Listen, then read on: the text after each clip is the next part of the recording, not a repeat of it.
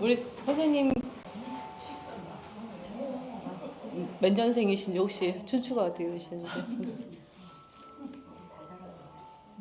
양력으로는 47년 1월생이고 47년. 음력으로는 46년 12월생이라 음력으로 하면 80이고 양력으로 하면 79세 이제 80 되는 거예요. 아, 네. 네.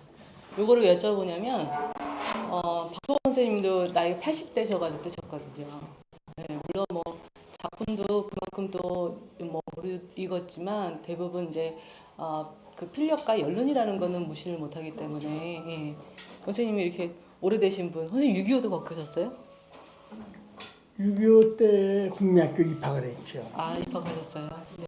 6.25 국민학교 1학년 다닐 적에 휴전이 됐으니까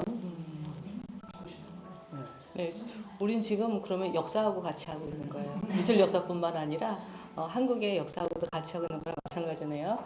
네, 커피 다 나왔으니까 그럼 시작해 보도록 할까요? 네, 네, 천천히 드시면서. 네, 네. 은영 씨 준비됐나? 음,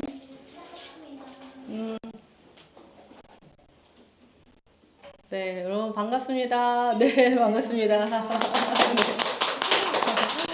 날씨가 많이 추워졌어요. 네, 추운데도 불구하고 이렇게 와주셔서 진심으로 너무나 감사드립니다. 여기는 보자르 갤러리에서 오늘 김재관 작가님의 전시를 하고 있는데요. 오늘 김재관 작가님 모시고 작가와의 대화 그리고 작가님의 진솔한 얘기를 한번 들어보려고 합니다. 그래서 오늘 그 대화가 끝난 다음에 뭐 도중에도 뭐 궁금하신 점 있으시면 언제든지 질문해 주시면 되겠습니다. 네. 선생님, 네. 오늘따라 네. 유독히 멋있으세요. 멋있다 그런 거는 네. 뭐 이제는 어울리는 게 아닌 것 같고요. 저는 13년 전에 대학 교수를 정년을 했어요. 만 65세에 정년하니까요. 그러니까 이제 두 달 있으면 만 14년이 되는 거네요. 그런데 저는 옛날에 몇 년 전에 나 이제 고향이 청주라 이제 청주에 내려가서 있는데 청주에서 충청북도 도청이죠. 도청에서 광복 80주년인가 된 그 인터뷰가 있었어요. 그래서 지역의 명사들 몇 명을 뽑아서 인터뷰를 하는데 그때 내가 이제 선정이 됐더라고요. 나 이제 지역에서 대학에서 이제 학장도 뭐 한 3번 정도 학장을 3번 하는 사람도 아마 대한민국에 없을 거예요. 아, 네. 학장한테 한 번 하면 끝인데 운이 없어서 어떻게 하다 보니까 3번을 했어 학장을. 새 총장을 모시고 하게 됐고 그래도 지역의 예술 총단체가 충청북도 예술총연합회 거기 이제 총회장도 했죠. 회장도 하고 그런 거 뭐 대단하다고 생각하지도 않고 그런 얘기한 건 아닌 거고 그러다 보니까 이제 그 인터뷰 대상으로 선정이 된 거예요. 근데 인터뷰 와서 첫 번 묻는 게 네. 해방의 의미를 얘기를 하라는 거예요.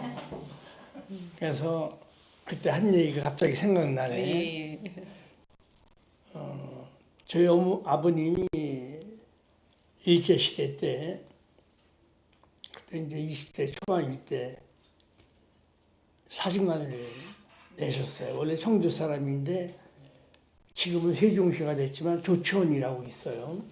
조치원에다가 이제 사진관을 제가 이제 김재관인데 이제 안동 김씨예요. 그래서 아버지가 이제 안동 사진관이라고 조치원에다가 낸 거예요. 그래서 사진관을 하다가 일제 지형에 끌려가시는 바람에 이제 일본 군에 이제 복무하게 된 거지요.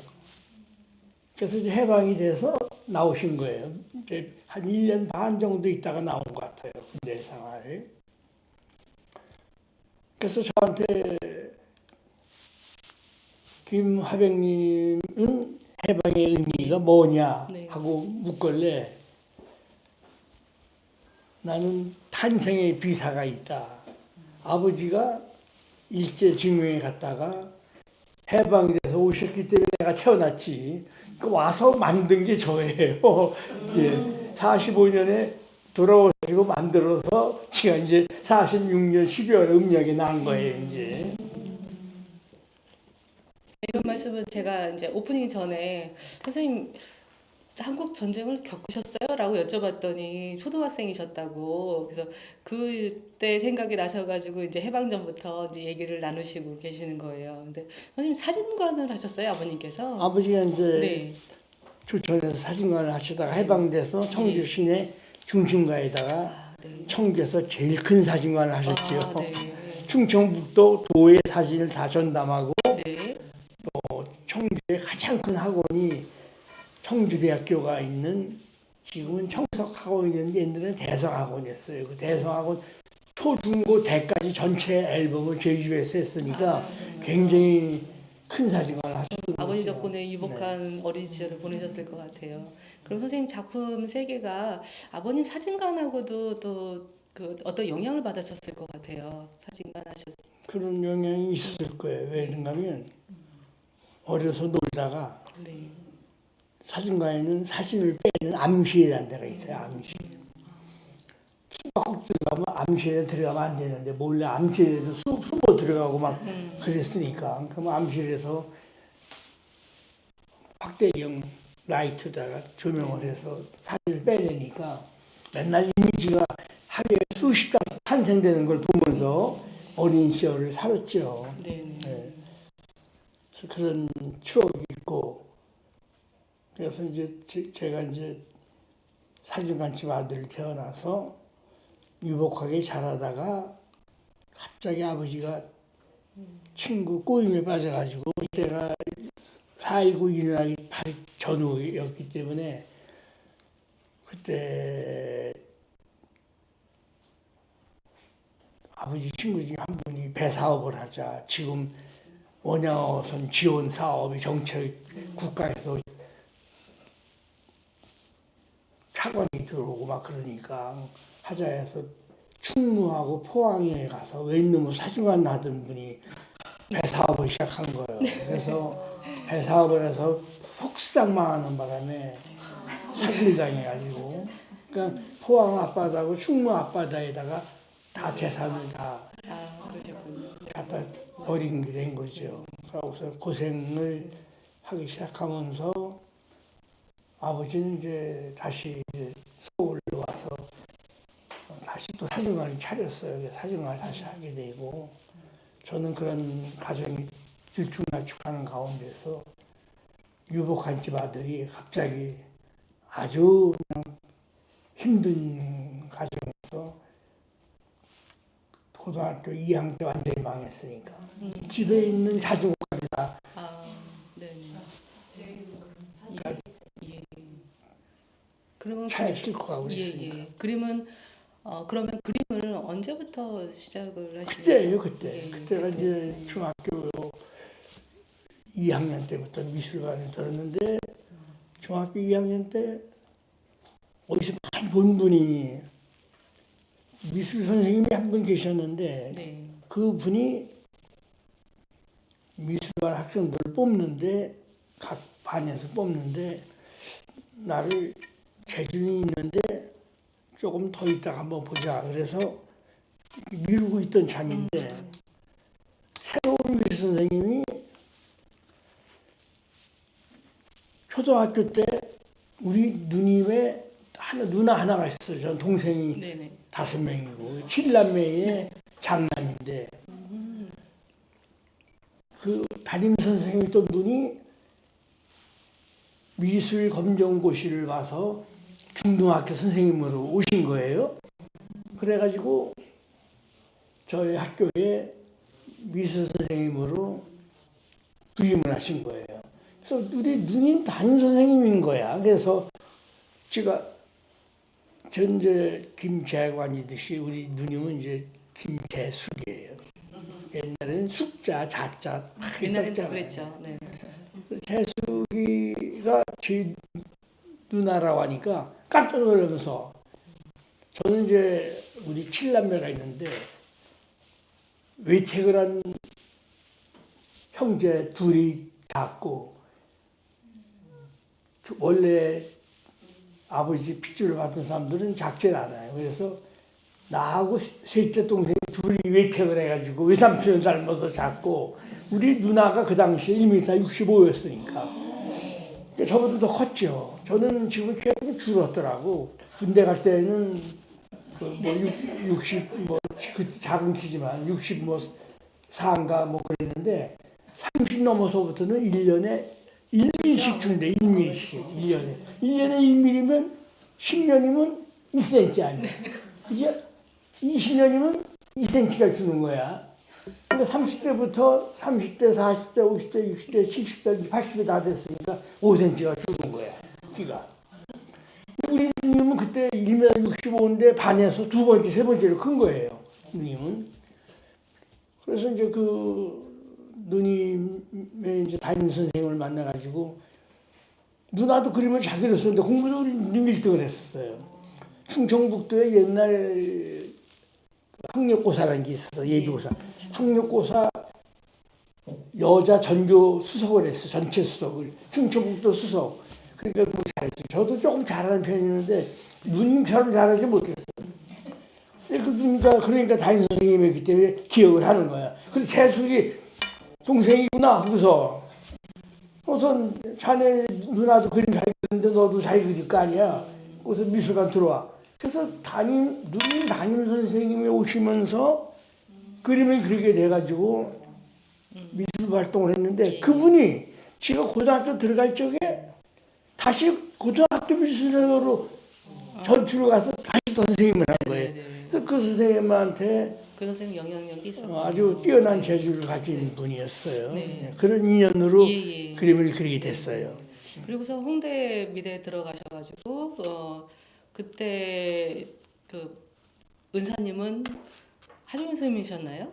은사님이? 은사님이 전 대학을 이제 가정적인 문제 때문에 1년 늦게 갔어요. 아르바이트하고 직장 생활하고 나느라. 그래서 대학을 이제 못 가고 있을 텐데 우리 후배들, 1년 후배들이 서울의 서대문 사거리에 국제미술학원이라고 있었어요. 국제미술학원이라고. 거기에 옛날에는 교수님들이 학원을 하면서 교수를 했어요. 학원을 할 수가 있었어요, 당시에. 그래서 그 국제미술학원에 홍익대학의 서양학 과장이던 이봉상 교수, 교과서에 나오고 하던 분이에요. 네네. 이봉상 교수하고 박소크라는 교수님이 두 분이 같이 운영하던 그 학원에 들어가게 됐어요.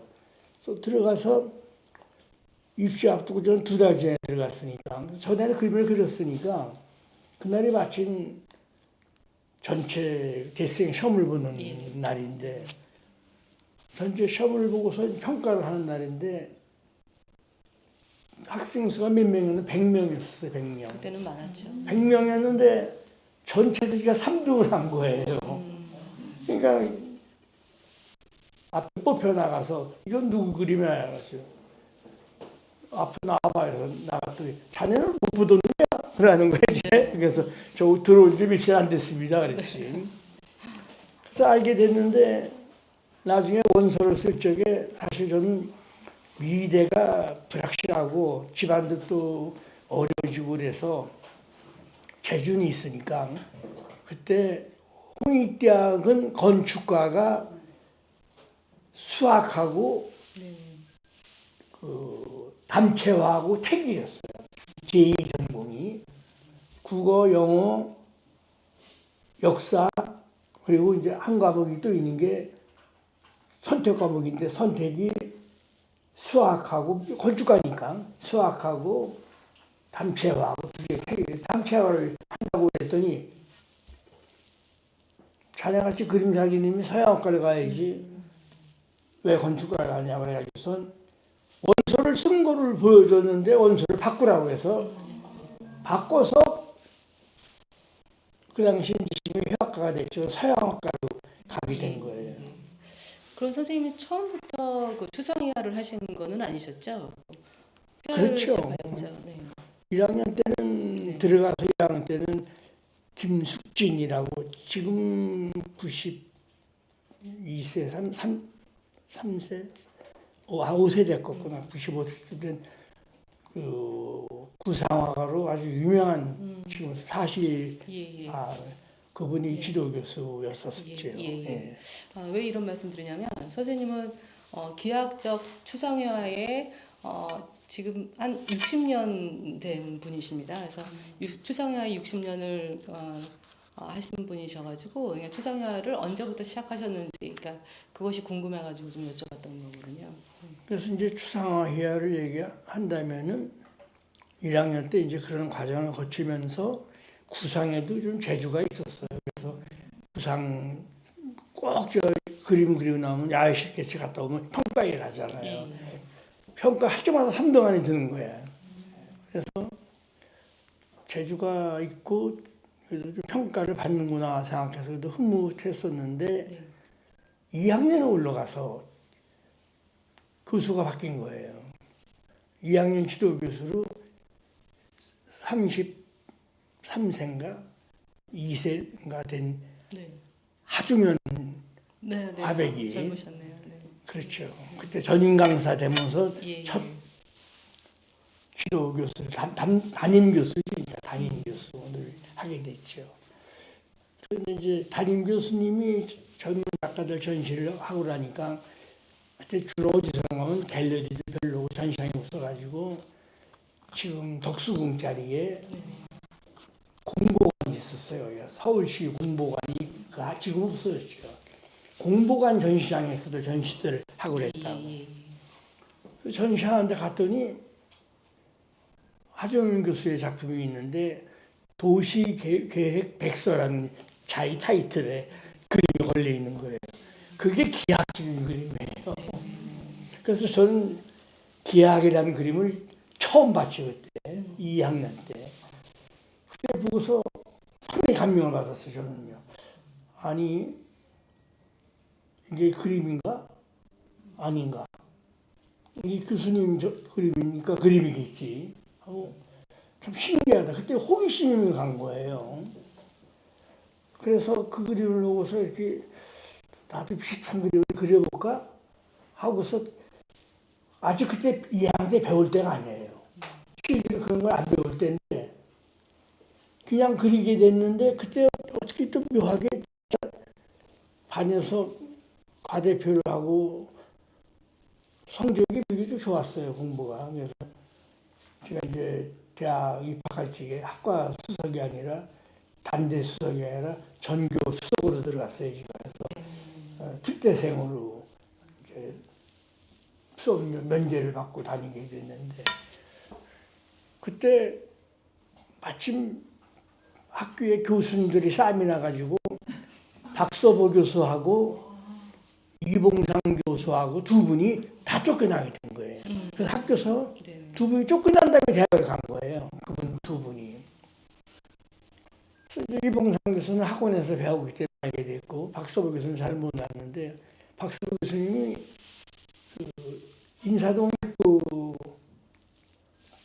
조계사 쪽에서 들어오는 인사동 있고 인사동 사거리가 있는데 그 들어오는 데에 여러분들 아실라 모르겠네. 그 카드에 사거리 카드에 2층 건물이 약간 독특하게 생긴 건물이 있는데 네. 옛날 성궁의 건물 같기도 하고 뭐 조금 그런데 거기가 일조각이라는 인쇄소 건물이에요. 출판사 일조각.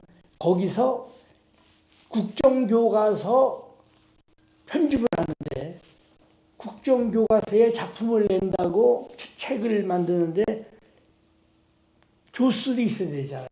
그때 이제 공부 좀 하는 놈들을 뽑아다가 밑에 네, 네. 고봉, 쫄병으로 쓴 거예요. 그때 제가 선정이 돼서 거기에 참여를 해서 박서보 교수를 강의실에서 만난 게 아니고 그러네요. 밖에 나와서 그 양반이 출판사에서 책을 만든다고 같이 국정교 가서 편집할 적에 제가 편집에 참가하면서 만난 거예요.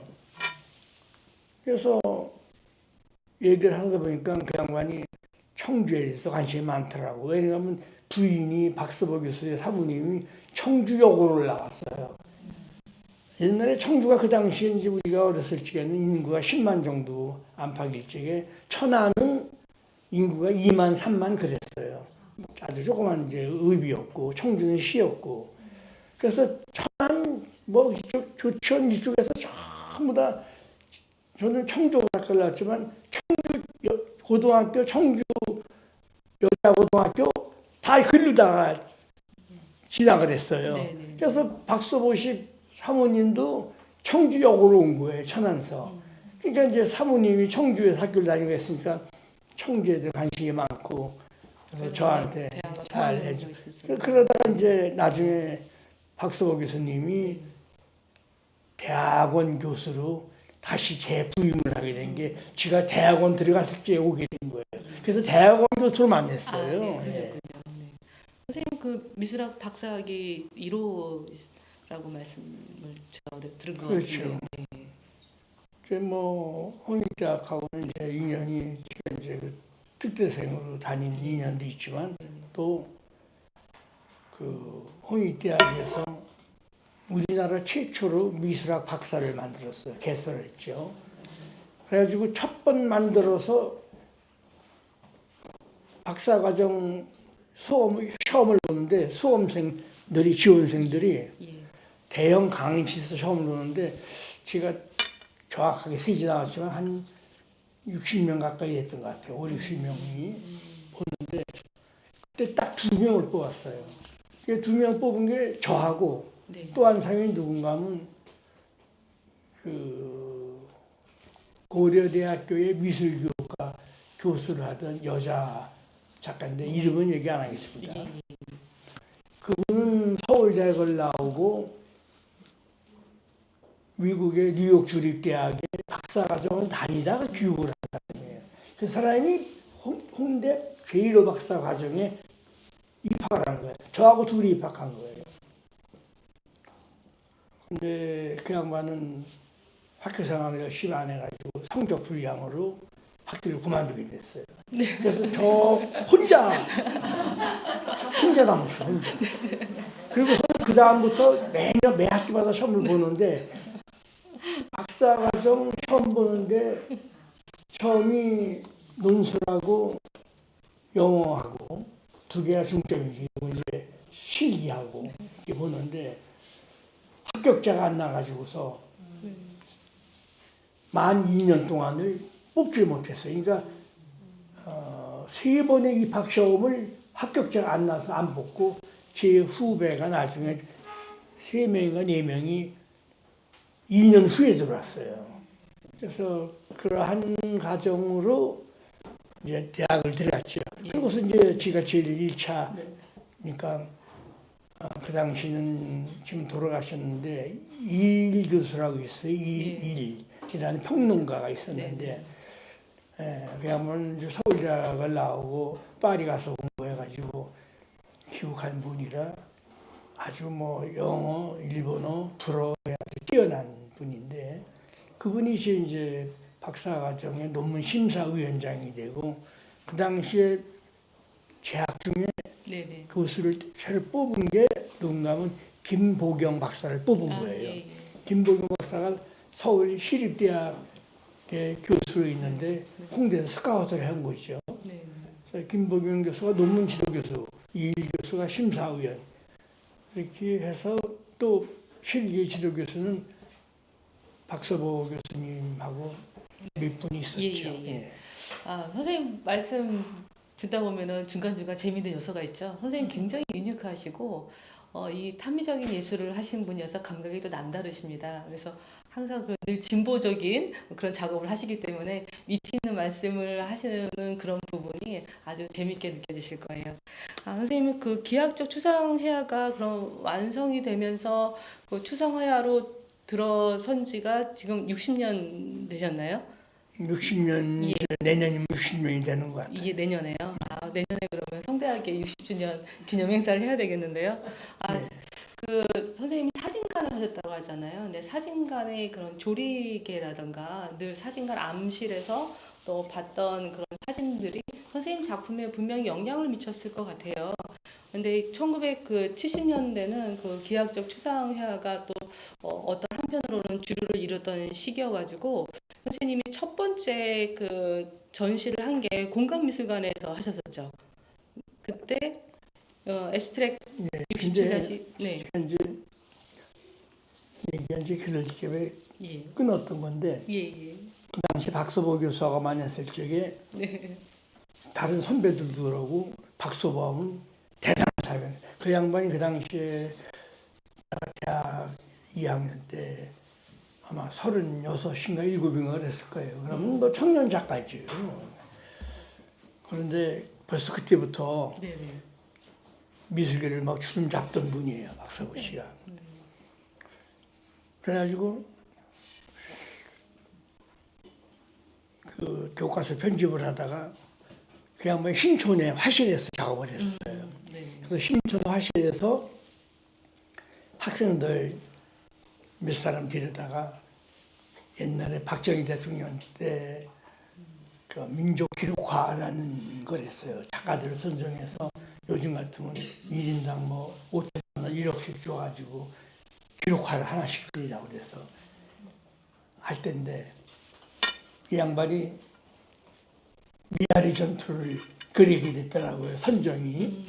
그 미아리 전투 풍경을 그리는 걸 500권짜리에다 그리는데 학생들 갖다 놓고서 그리는 거야 이제. 네. 그래서 그때 이제 알게 된 인연으로 해서 아니 내가 이분한테 교과서 편집만 해주는 게 아니라 내 그림이 과연 그림이 되나 안 되나 한번 이 양반한테 한번 여쭤봐야 되겠다.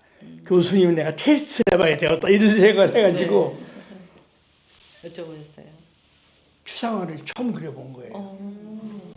그 처음 그린 것이 1967-1인가 네. 1. 일된 네. 앱스트랙이라는 걸 아시는 거예요. 예. 그걸 이제 그린 거예요. 그 그림을 요만한 크기에다가. 그런 계기가 있어요. 그래서 그걸 싸가지고 들어갔지. 예. 자네 여기 웬일이야? 원래 저 교수님이 추상화로는 대빵이라고 하셔서 내 것도 추상화가 되나 안 되나 한번 보여드리고 싶어서 갖고 왔다고. 그래서 용감하게, 그러니까 굉장히 용감했던 거예요, 제가요. 그러니까요. 배우지도 않은 교수님한테. 그랬더니, 이걸 자네가 그렸다고? 그 그림이 여기 있을 텐데 한번 열어볼까요? 아, 참.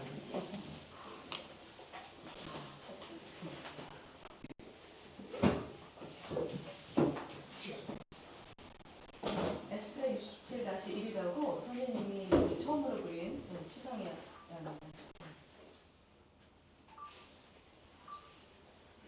거기 있네요. 네. 이 그림입니다. 이게 제가 첫 번째 그림 추상화 작품이에요. 그러면 이걸 보더니 자네가 이렇게 재주가 있다고? 이거 자네가 그린 거 맞아? 그러는 거예요. 아무것도 추상이라는 걸 배운 적도 없는 사람이 이 그린 거예요. 근데 여기서 뭐 호레스가 너 자신하다고 했듯이 나를 돌이켜보는 기회가 됐어. 내 그림에 저런 구조적인 이미지하고 결합이 되는 거를 저도 처음 본 거예요. 제가. 그래서 이제 평론가 중에 여기도 잘 아시는 김종근이라고 있어요. 그 다음은 대학은 경남대학을 나오고 홍대를 가. 그래서 박사과정을 파리 가서 하고서 수료만 하고 박사 취직 못하고 왔는데 파리에서 9년간 박사 공부를 하는 사람. 그 평론가가 아니 교수님 그림이 여기 이 안에 지금 그림이 이 안에 다 들어있어요. 그러는 거예요. 지금의 나의 모습이 여기 다 들어있다는 거예요. 그림이 수상하게. 그러니까 이 DNA가 있었던 거예요. 그래서 그런 기능이 있느냐 묻고 대답을 하는데 나도 내가 이런 감각을 가지고 있는지를 몰랐어요.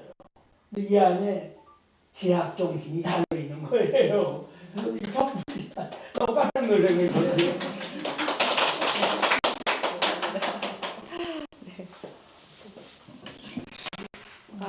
선생님이 이 작업 그 앱스트랙 67-1로부터 시작을 하셔가지고 기하학적인 추상회화를 계속 그리고 계십니다. 근데 선생님이 계속 거기에 머무는 것이 아니라 계속 발전하시고 또 진보하시고 그런 모습이 계속적으로 보여요. 그러니까 늘 끊임없이 탐구하시는 모습을 갖고 계시는데 처음에는 어떤 그런 그리드 그 큐브라든지 그리드에서 시작을 하시게 되셨잖아요. 거기에 대해서 잠깐 얘기를 해주시면요.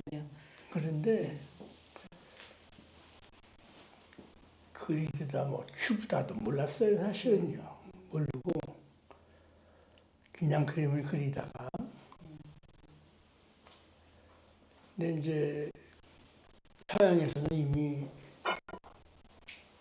20세기 초기 1900년 전반기 때 아주 일찍이 뭐 구성주의, 데스틸 운동 이런 게 등장할 때예요. 몬드리안의 회화가 나오고 그러니까 몬드리안 회화 나온 게 100년이 넘었죠 벌써. 나왔는데 우리나라에서 늦게 시작한 거예요. 근데 조금씩 이제 공부를 하게 됐죠. 대학을 다니니까 뭐 책도 보게 되고 또 이 그림 저 그림 컨닝도 하게 되잖아요. 그리고 또 우리 선배들 중에서 좀 일찍이 이런 기하학이라고 말하기에는요. 우리 선배들도 없어요. 왜 그런가 하면 구성주의적이라고 봐야지 기하학이 아니에요. 그 사람들 지금 우리 앞에 제 앞에서 했던 사람들은 기하학이라는 가지고서 공부를 하는 작가가 없어요. 전부 다 재주, 재능, 뛰어난 감각 그런 것 때문에 구성주의적 구조로 그림을 그린 거죠. 그건 기하학 정신은 아닌 것 같고요.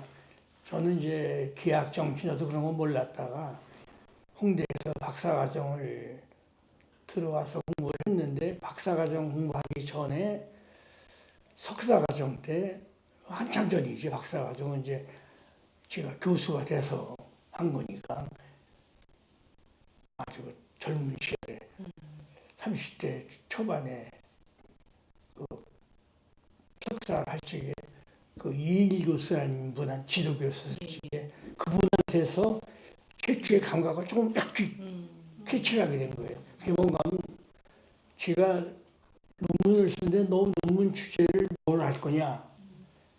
논문 주제 보고서 지도 교수를 놨겠다고 그래. 그래서 논문 주제를 저는 어떻게 해서 그 생각을 했는지 몰라도 현대미술에 나타난 원시주의는 뭔가 원시 아주 3만 년, 4만 년 전에 구석기 시대의 그림과 지금 그림하고는 무슨 관계가 있을까? 그걸 가지고서 논문을 쓴다고 그랬더니 이일 교수님이 나 안에 지도교사 한다고.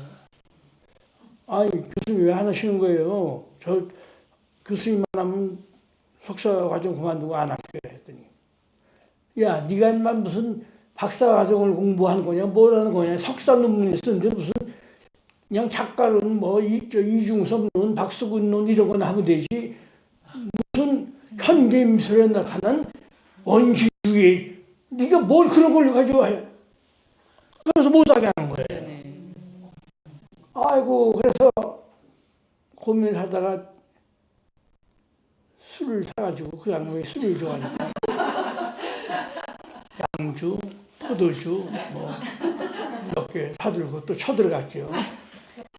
저기 추계 옛날 같으면 추계예술학교지요. 추계예술학교 들어가는데 거기가 동네 이름이 뭐라 연희동인가 뭐에 여기 그쪽에 있는데 찾아갔지요. 옛날에 웬만하면 다 걸어다녔잖아요. 전 지금도 걸어다녀요. 집념 있으셨네요. KTX 타고 서울에 올라오면요. 서울역에서부터 인사동, 해화동까지 걸어가요. 운동 삼아서. 뭐 한 40분, 50분 걸리니까 그러니까 정정하신 걸어다니는 것 거죠. 같아요. 네. 그리고 작년에 흰물길 아트센터에서 개인전화 쪽에도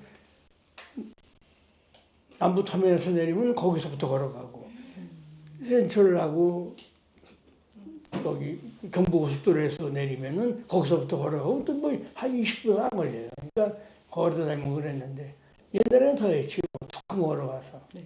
술 사가지고 가서 들렀죠. 그랬더니 사모님이 그 양반 사모님이 충주 사람이에요. 이일류 사모님이.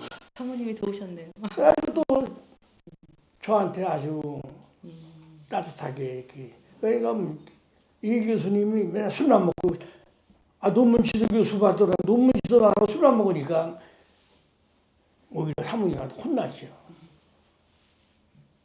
그랬더니 나중에 알았어 해줄게 그러더라고.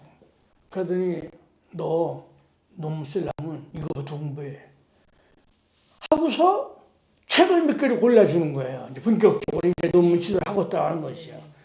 가지고 뭐 유령 교수님이니까 다 책이죠. 불어, 영어, 일본어 책다. 근데 거기에 책을 끝내주는데 일본 책 두 권인가를 저한테 골라주면서 너 이거 가지고 공부 좀 해요. 일본어 공부도 안 했을 텐데 어떻게 알아요?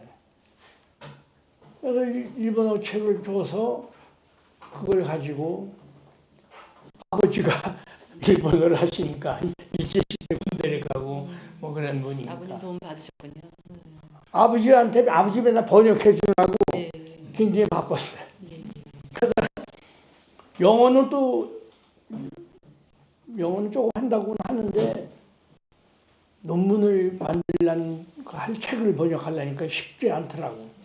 근데 우리 지금 와이프의 동생이 충북대학교 영문과 다니는 처남이 있었어요.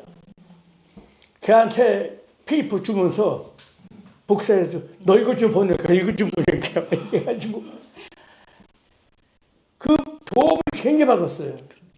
그래서 뭐 문장을 만들고 나니까 교수님이 그러면 현대 미술에 나타나는 원시성 해가지고서 한번 써보라고. 그래서 그걸 쓰기 시작했는데 그때 그 원시 미술 안에 라스크 동굴벽화인 그런 동굴벽화 안에 격자 그림들이 있는 거예요. 전 처음 봤어요. 우리 토기만 봐더라도 비싼 알루스트르 방가 뭐라는 동굴에서 예. 격자의 그림이 나온 거예요. 3만 년 전, 3만 5천 년 전의 그림들이. 이 사람들은 왜 이걸 했을까? 막 궁금한 거예요.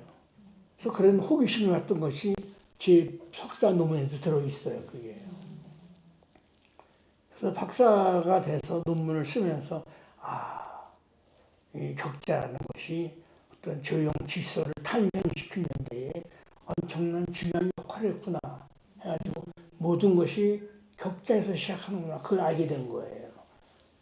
그래서 이제 김봉영 교수를 만나가지고 김봉영 교수가 이제 그러면 격자가 어떻게 지금의 현대미술 속에 자리 잡게 됐는가 그리드라는 거를 생각 못하고 시작한 거예요.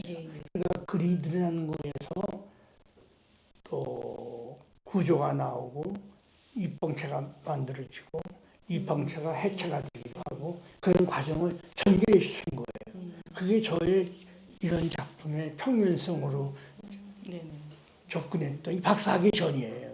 이때는 구성주의적 그림과 가장 단순한 그림의 기본 가지고 가자. 기본은 뭐냐? 캔버스가 뭐예요? 평면 사각형 아니에요. 사각형 안에 사각형을 넣자. 사각형을 넣어서 부조를 만들자. 그리고 그림을 그리는 게 뭐냐? 붓질 아니냐?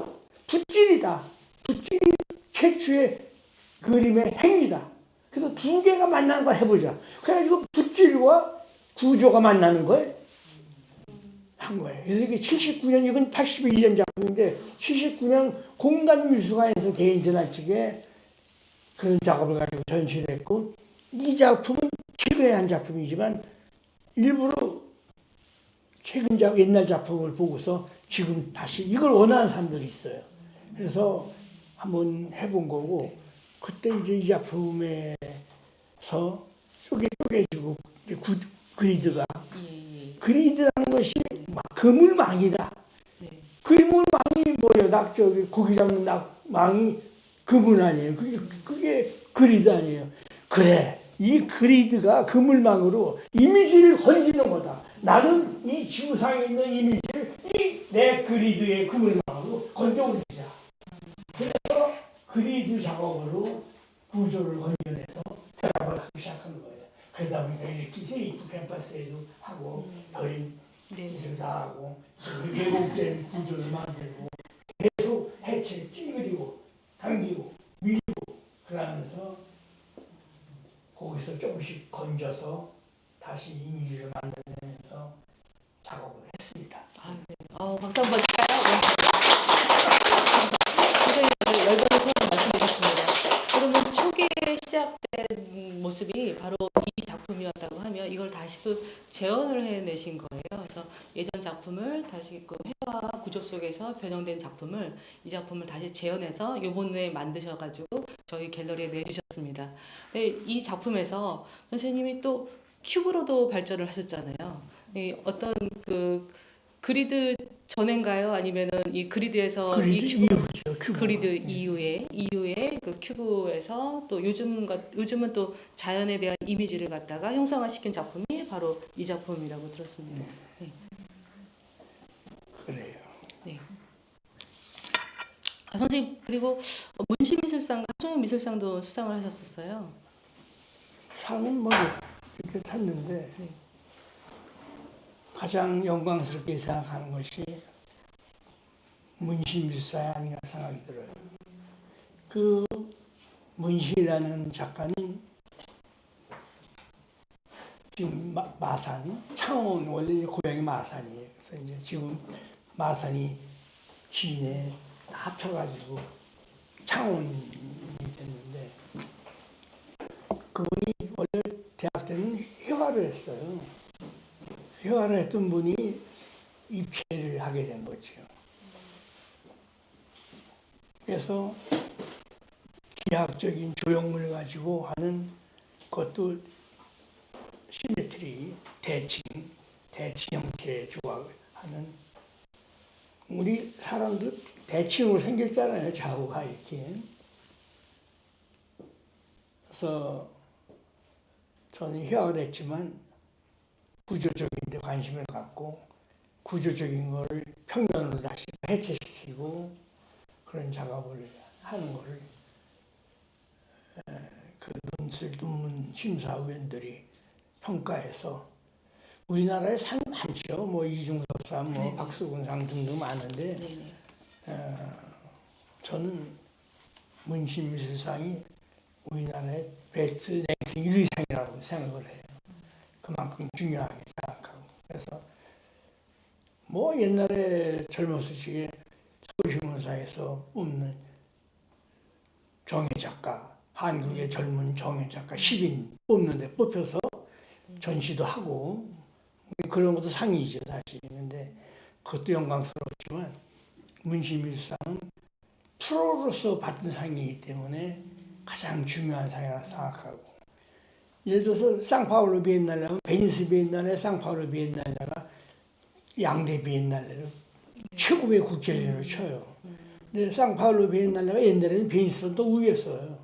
그러다가 이제 베니스가 파리 비엔날, 청년 비엔날레가 없어져서 베니스로 다 통합이 돼버리고, 그래서 베니스가 이제 젊은 작가들 구성하는 그런 비엔날레가 돼가지고 지금 많이 인기를 끄는데, 옛날에는 김학의 씨 같은 경우도 상파울루 비엔날레 상 타고, 제가 20년 뒤에 다시 상파울루 비엔날레 상을 탄 사람이에요. 그래서 상파울루 비엔날레 김학의 씨는 그 바람에 이제 미국으로 가버렸죠. 근데 저는 이제 국내에서 그때 상파울루 비엔날레 상 타고서는 그 학장을 하고 있을 때라 학교에서 그때 학생들이 대무들이 심해가지고 학교 데모하는 거 맨날 그 막고 뭐 그런 거 지도하고 뭐 하느라고 네. 출장 허가를 안 해줘서 현지 작품만 보내고 못 갔어요. 그게 참 너무 아쉬운 거예요. 그래서 문신미수상 얘기를 하는데 저한테는 가장 자랑스러운 영광스러운 상이다. 그럼요. 그렇게 생각합니다. 예, 예. 네.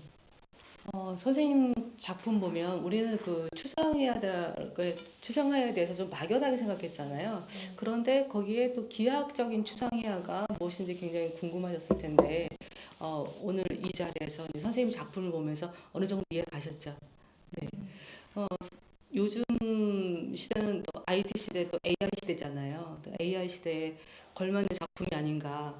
왜냐하면 선생님은 항상 늘 가만히 머무르지 않으시고 계속 진보하시고 또 무언가를 계속 변화를 또 추구하시면서 또 작품을 연구 매진을 하시는 것 같습니다. 그러니까 이 큐브의 형태에서 또 저렇게 그 자연을 이용한 그런 작품을 하셨는데 저 작품에 대해서 선생님 잠시 설명을 해주실 수 있으신가요? 여기 제가 예. 뭐 적은 거 저거 잠깐 오셨나요? 네. 보면서 얘기해도 되겠죠? 예, 예. 이제 나이가 먹으니까 옛날에는 잘잘잘 외워가지고 했는데 요즘은 그리 네. 컨닝을 해야 되더라고요. 그리드란 말도 참 생소하시죠?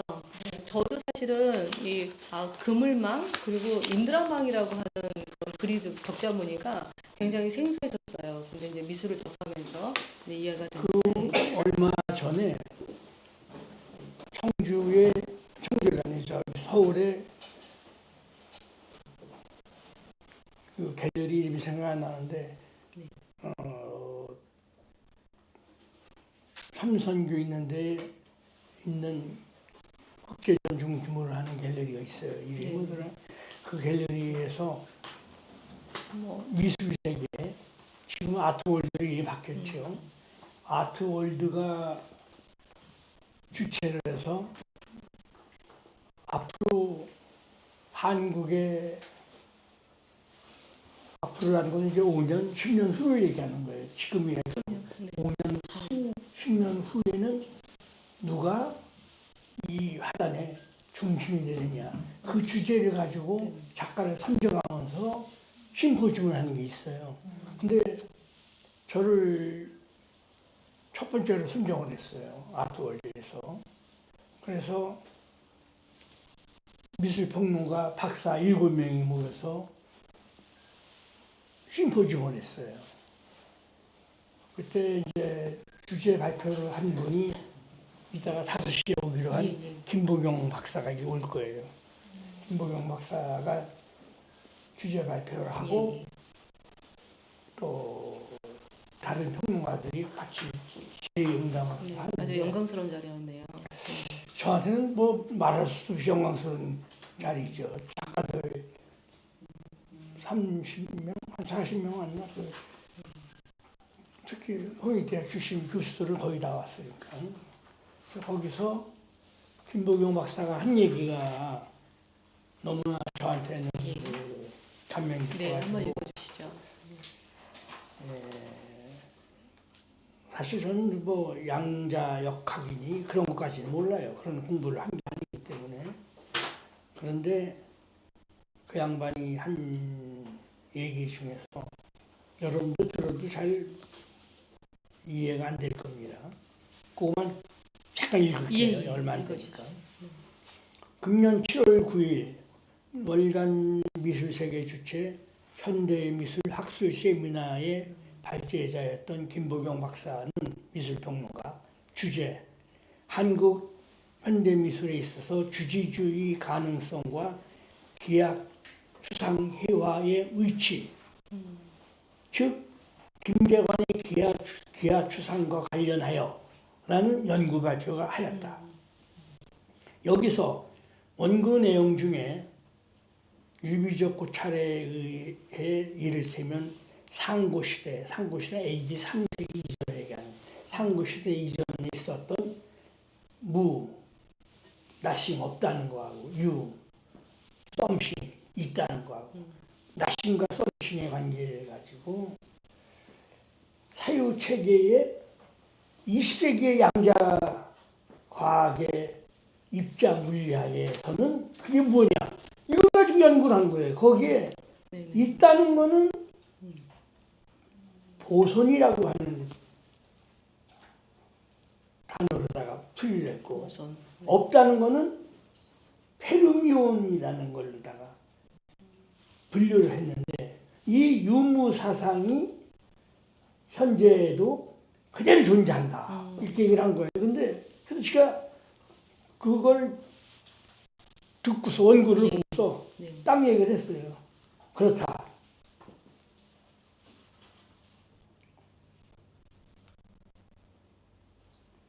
페르미온이라는 것은 어떤 물질의 뼈대를 형성하는 반면 보손이라는 것은 힘을 매개를 역할한다는 사실, 힘을 매개를 한다 하는 걸 제가 찾아낸 거예요. 그걸.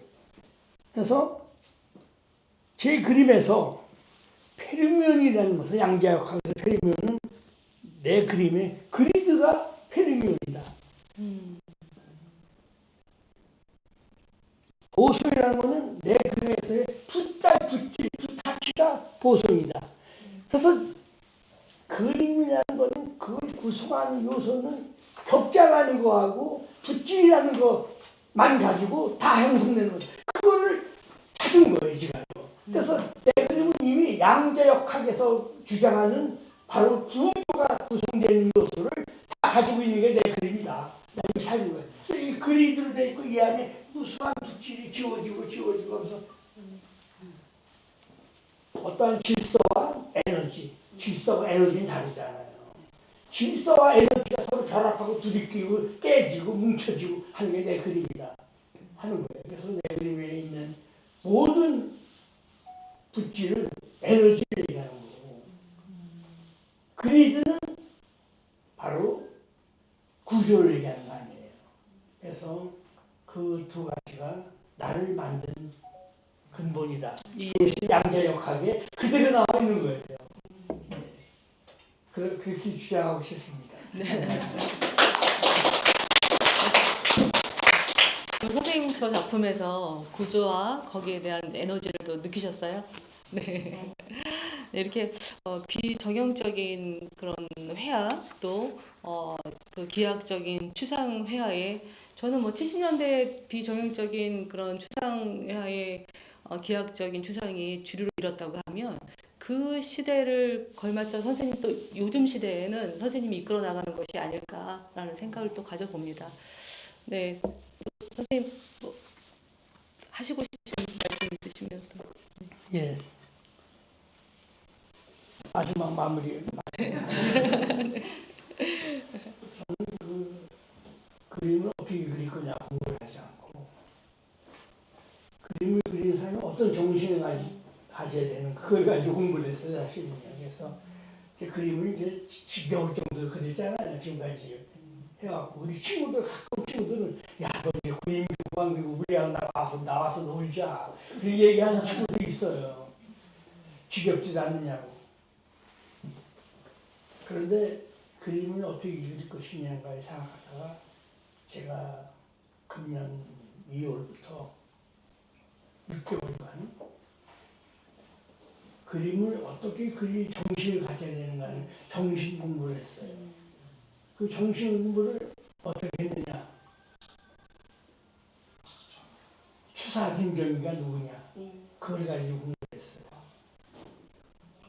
추사는 어째 이렇게 위대한 추사체라는 글씨를 만들어내는가.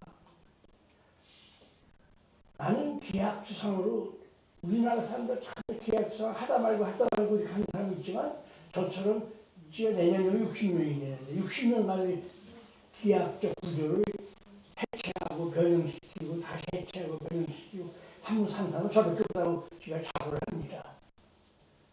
그래서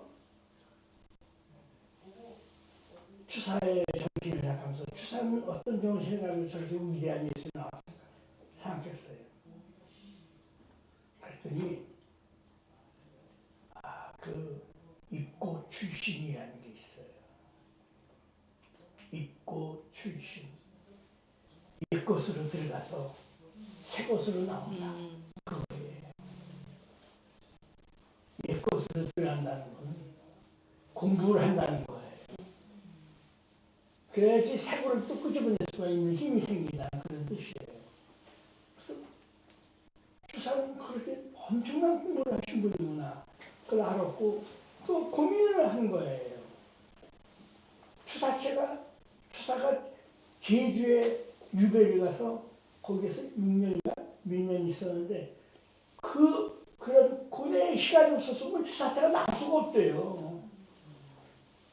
고생과 고생을 하고 힘든 일이 있어야지만이 나오는 거예요, 예술은요. 이게 안락하게 말하면 재미나게 행복하게 사는 사람이 아주 그림한테 죽겠어. 아이고 어떻게 하면 잘 그리냐 하고 이런 사람들 그거 말도 안 되는 소리예요. 진짜로 그런 정신은 버려야 돼요. 정말 힘든 역경의 시간을 가셔야 돼요. 저는 우리 부인이 악취라고 생각하지 않아요. 근데 제가 좀 힘들 만큼 저를 괴롭힐 때가 있어요. 그게 나를 단련시키는 거 아니었나 그런 생각을 해요. 그래서 제가 지난 봄부터 예천에 있는 추사의 고향 출생지 일을 해서 해남에 있는 백년사, 대음사 등등의 추사의 글씨가 있는 이 글씨는 어떻게 나왔을까 하는 그걸 순회를 했어요. 옛날에 그 추사처에 대해서 공부를 하긴 했지만 제대로 한 적이 없었는데 여기는 뭐가 제가 좀 뭔가 부족한 것 같다. 그래서 좀 단련의 시간을 가져야 되겠다 해서 어떻게 그 힘든 시기를 유배간 시기를 어떻게 견뎠을까 등등 생각하면서 정신을 배우자. 그래서 추사 정신을 배우려고 노력을 했습니다. 예술가들은 행복하면 좋은 일만 나와요. 고생하고 힘든 시기를 거치고 그리고 뭐 제가 지금까지 그림 그려온 게 있는데 기법을 뭐 배우면 얼마나 배우겠어요. 그렇지 않아요? 뭐 어떻게 그리 잘 그리는 요령을 배우려고 하면 그리면 안 되는 거예요. 요령을 배우는 게 아니라 내 그림의 내용이 무엇이냐 그걸 알아내려고 해야 돼요. 정신을 배워야 돼요. 그래서 저는 지금도 계속 정신 차려! 그런 마음으로 작업을 하고 있습니다. 감사합니다. 오늘 말씀 잘 들었습니다. 추사 김정희 화백에 또 영향을 받아서 다음 작품이 어떤 작품이 나올지 진짜 기대가 되는데요. 여기서 이제 질문 혹시 하실 분 계시면 궁금하신 거지. 예. 아까부터 질문인데 네네. 첫 번째 그때 그리셨던 글이 있잖아요. 예. 그 구조적인. 예. 근데 그때 그리셨던 거는 무엇을 표현하고 싶으셨던 거지? 우주 공간을 그려야 되겠다고 생각을 했어요. 아, 그림 그릴 소재가 예. 근데 우리가 좋은 그림을 그리려면 현대미술은 눈에 보이는 것을 그리는 게 아니라 네. 눈에 보이지 않는 세계를 보이게 하는 게 현대미술이에요. 네. 그래서 내 눈 바깥에 보이는 걸 그리냐 내 눈 안쪽에 마음속에 있는 걸 꺼집어내서 이미지화 시키려고 하는 그런 생각을 가지고 지금도 고민하고 있습니다. 그때부터 양자 역학 예. 그런 거 전혀 몰랐어요. 몰랐는데 그림에 네. 나 그런 예. 이제 그림을 그리는데 이 평론하는 사람들은 네, 분석하는 학술적으로, 눈을 가지고 얘기를 있잖아요. 하시니까. 네. 그래서 평론하는 사람들하고 자주 어울리고 또 그림을 그리면 평론가들한테 많은 지적도 받고 방향도 저 작가님 이쪽 방향으로 가면 어떠세요? 저는 이런 생각이 드네요 하고 하면 그걸 참고를 할 필요는 있지 않나 그런 생각이 들어요. 네네. 저도 오늘 작가님 작품을 좀 부끄럽지만 처음 접하는데 굉장히 안정적이고 질서가 있는 듯하면서 아까 에너지라고 표현하셨는데 균열이나 분열이나 이렇게 불안정들이 이렇게 느껴지는 게 되게 뭔가 작가님이랑 너무 뭔가 닮은 그런 삶이 느껴졌거든요. 근데 오늘 이 작품들을 보면서 저희가 이제 좀 있으면 또 헤어지게 되잖아요. 하나를 만들게 그 작가님의 세계관에서 가져간다면 이런 것들은 좀 가져갔으면 좋겠다라고 말씀해 주시고 싶어요. 가져가는 게 아니라 훔쳐가요. 네, 너무 잘 좋네요.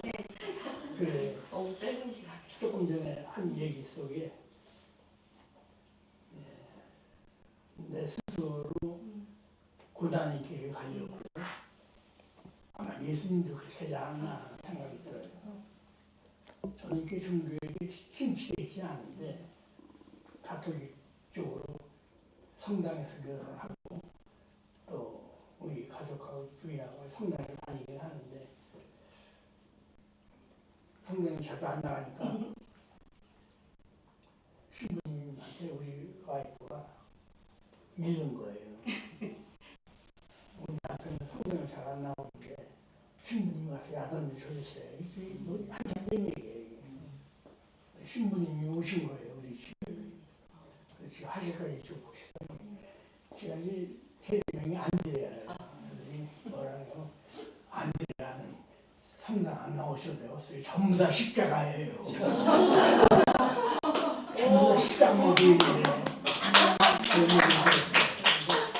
자기 마음에 나도 모르게 의견의 일치로 이렇게 일치되는 것들이 있어요. 그걸 찾아야 되고 뭐 그렇습니다. 또 여기서 헤어지면 안 만날 사람처럼 얘기를 하는데 수익하고 생각하고 다음 때 있으시게 또 얘기하면 좋겠네요. 작품이라는 것은 선생님이 작품을 하셔가지고 저희 이렇게 갤러리에다 작품을 걸잖아요. 그러면 작가님들로서의 할 일은 다 끝난 거예요. 나머지는 감상자의 몫이거든요. 그렇지만 작품은 사람의 마음을 훔치는 일입니다. 그래서 마음이 훔쳐서 작품도 이렇게 마음속에 담아가셨으면 좋겠고요. 그리고 오늘 선생님 작품을 보시다시피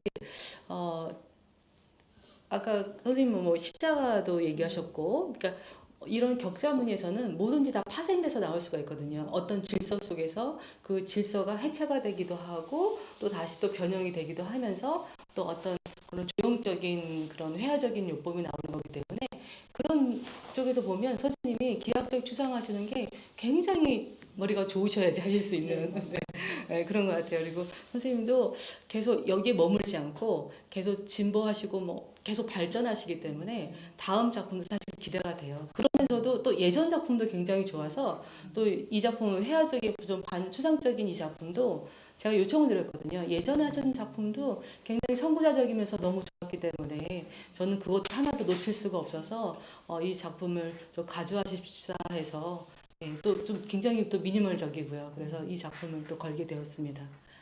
근데 요즘은 또 자연에 심취하셔가지고요. 이 그리드의 선에서 나오는 또 그 선에서 어떤 빛이 새어 나오는 듯한 그런 자연과 또 물화일체되는 그런 느낌이 들기 때문에 그런 작품도 참 너무 좋은 것 같아요.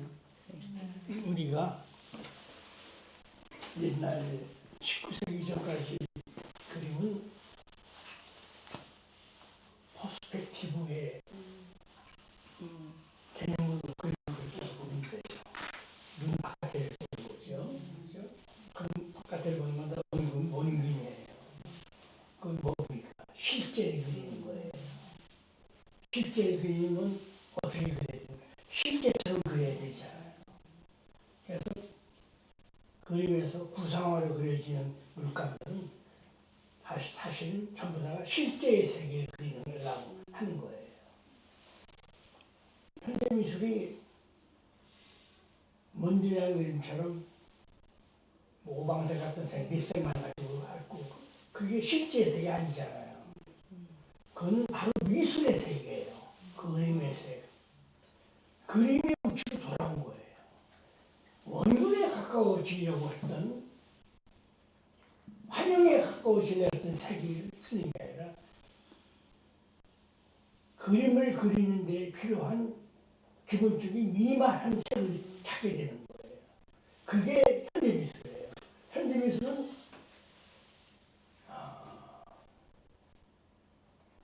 여러분들이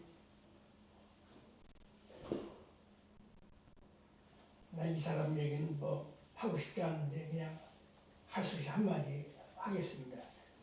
뭐 이완 씨 작품을 꼭 좋아하진 않아요. 사실 가짜 같은 게 하도 많아서 잘 알아요 이완 씨. 근데 이완 씨의 정신은 확실한 거예요. 왜냐하면 현대미술이 평면을 있잖아요. 현대미술 평면에 평면을 넣는 거예요.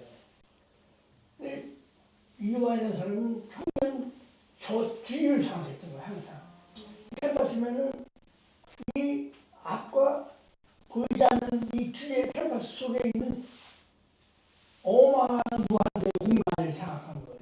그래서 두 개가 딱 찍는 순간에 내 붓질과 저쪽에 있는 세 개가 만난 지점이라는 거예요. 그래서 제목이 만남이에요. 그 원칙을 가지고 그린 거예요. 그런 철학을 그린 거예요. 그거를 존중을 해.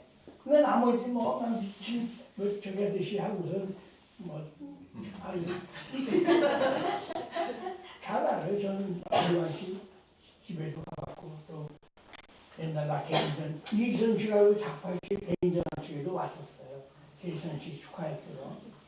그래서 그런데 그림이라고는 그렇게 철학적으로 생각할 수도 있고 그 이외에 내가 어떤 세상을 만날 것인가는 본인이 찾고 본인이 결정해야 돼요. 그게 나 어떤 거 그리면 좋겠어 묻는 거는 지금 바보 같은 질문이라고 볼 수가 있어요.